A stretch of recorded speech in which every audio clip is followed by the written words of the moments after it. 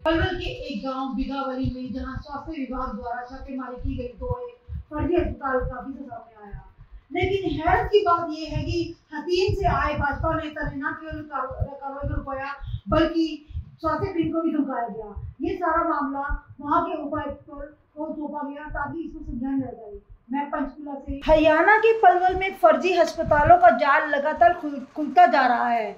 एक के बाद एक मामलों ने जिला स्वास्थ्य तंत्र को झंझोर कर रख दिया है।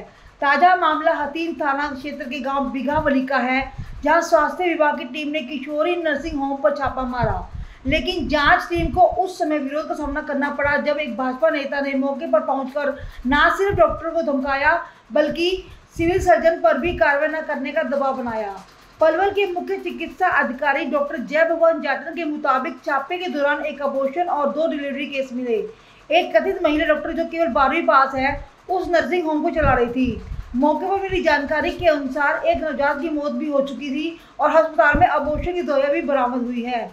फर्जी अस्पताल चलाने वालों के खिलाफ हतीम थाने में केस दर्ज करवा दिया गया है और अब आगे की जांच पुलिस करेगी। वहीं भाजपा नेता द्वारा दी गई धमकी की शिकायत जिला उपायुक्त डॉक्टर हरीश कुमार वशिष्ठ तक पहुंचा दी गई है।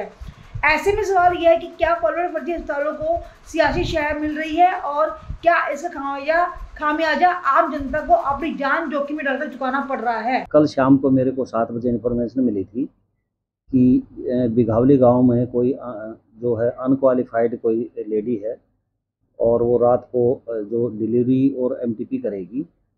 तो जैसे ही मेरे को इन्फॉर्मेशन मिली तो मैंने अपने जो हैं doctor Rahul, doctor Parveen, doctor Naveen Sharma, doctor Jagriti और जो हमारे लीगल एडवाइज़र है कोमल, इन 5 लोगों की जो है ना टीम बनाई और ये जो टीम है वहाँ पे 8 बजे पहुँची है पुलिस को लेकर के। तो वहाँ पे जैसे ही हमारी टीम पहुँची, इन्होंने जो एक कमरे में वो बंद हो गई, वो जो लेडी थी जो अपने आप को डॉक्टर प्रोजेक्ट करती थी, उसका नाम राज रानी है और वो 12th पास है। उसके पास कोई इस तरह की जो है डॉक्टरी की कोई डिग्री नहीं है और उसने उसके पास जो 2 पेशेंट एडमिट थे उसको भी उसने एक कमरे में लॉक कर दिया। तो लेडी पुलिस बुला के वो कमरे खोले गए, बाथरूम से उस लेडी को निकाला गया जो डॉक्टर राज रानी बताई जाती है। तो हमने अंदर देखा तो 2 पेशेंट मिले वहाँ पे, एक की डिलीवरी हो चुकी थी और एक और पेशेंट था वहाँ पे।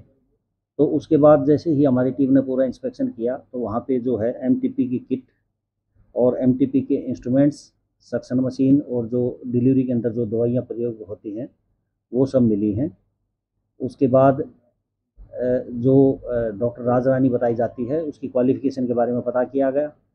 तो उसने बताया कि मैं 12th पास हूँ और ये जो डिलीवरी है ये मैंने ही की है। और उसके साथ में उसने बताया कि कोई डॉक्टर शहनाज है, वो भी मेरे से अटैच है। जब कोई डॉक्टर शहनाज से कांटेक्ट करने की कोशिश की गई तो इस तरह की कोई भी डॉक्टर नहीं मिली। तो इस तरह से हमारी टीम ने थाना हथीन के अंदर MTP act, NMC act, medical termination act, drug and cosmetic और थाना हथीन में एफआईआर दर्ज करवाई है। डॉक्टर साहब, लगातार जो सेक्स रेशियो है वो घटता जा रहा है, जिसको लेकर आपकी ओर से ताबड़तोड़ कार्रवाई भी चल रही है। इससे पहले भी पलवल जिले में कई जगह कार्रवाई की गई।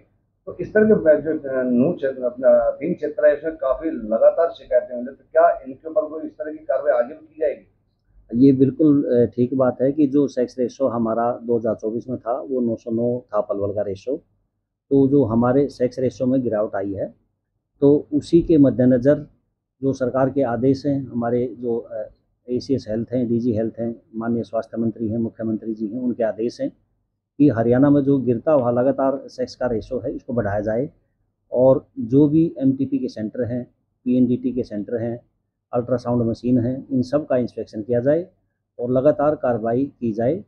तो इसी के कंटिन्यूटी में हमने जो 2025 में अभी तक जो है 5 एमटीपी की रेड की हैं और 2 पीएनडीटी की रेड की हैं। तो अब भी हमारा जो सेक्स रेशो है वो भी अब भी जो मई में है वो भी 779 आया है। इसी के मद्देनज़र हमारी जो टीमें हैं वो अलर्ट मोड पे हैं और लगातार जो है कार्रवाई कर रही हैं।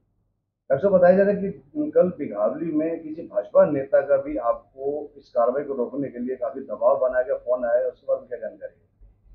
बिल्कुल, जो हमारी एमटीपी की टीम जो गई हुई थी, हमारे जो एक नोडल अफ़सर हैं, उनके ऊपर काफ़ी प्रेशर भी बनाया गया, उनको भद्दी-भद्दी गालियाँ भी दी गई, धमकियाँ भी दी गई और मेरे पास भी फ़ोन आया था कि आप इस कार्रवाई को रोकिए। तो इस मामले को मैंने अपने उच्च अधिकारियों के संज्ञान में ला दिया। कौन है वो भाजपा नेता, उसके बारे में जानकारी दें। ये मिस्टर मनोज रावत हैं, वहाँ पे लोकल वहाँ के लीडर हैं। तो इस बारे में उनका कोई ऑडियो भी है, तो इस बारे में मैंने अपने डीसी साहब को भी वो जानकारी दे दी। तो क्या मान के चले कहीं ना कहीं नेताओं के दबाव में इस तरह के सेंटर चलाए जा रहे हैं? मैं ये तो नहीं कहूँगा कि नेताओं के दबाव में चलाए जा रहे हैं, मगर कोई अगर काम में इंटरफेयर करता है तो हम अपने उच्च अधिकारियों को बताएंगे और जो जरूरी